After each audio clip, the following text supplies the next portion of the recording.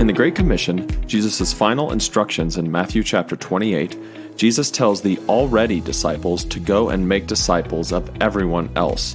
So to point out the obvious, from Jesus' perspective, disciples need to be made. This begs a really important question. How did Jesus make disciples? And how can we make disciples just like he did?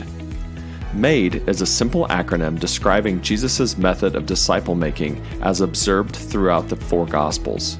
First, Jesus modeled. Anything and everything that Jesus wanted the disciples to be doing themselves and passing on to subsequent generations, Jesus modeled. The disciples watched what they would ultimately be sent out to do before they were expected to go out and do it. Jesus also assisted.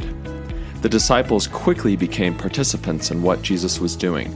They announced the gospel, they prayed for people, they participated in whatever Jesus was doing. Jesus did the work and they helped. Next, Jesus deployed and debriefed the disciples. He sent them out to do what he had first modeled and helped them do.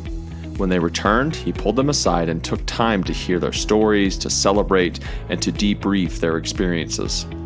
Finally, Jesus entrusted his gospel preaching, disciple making, and disciple gathering ministry into the hands of his first disciples so that they could continue making disciples who make disciples who make disciples. That's how Jesus made disciples, and that's how we make disciples still today. Modeling, assisting, debriefing and deploying, and finally, entrusting the mission, the vision, the tools, everything, from disciple to disciple and generation to generation, until we reach every people group on earth and our mission is complete.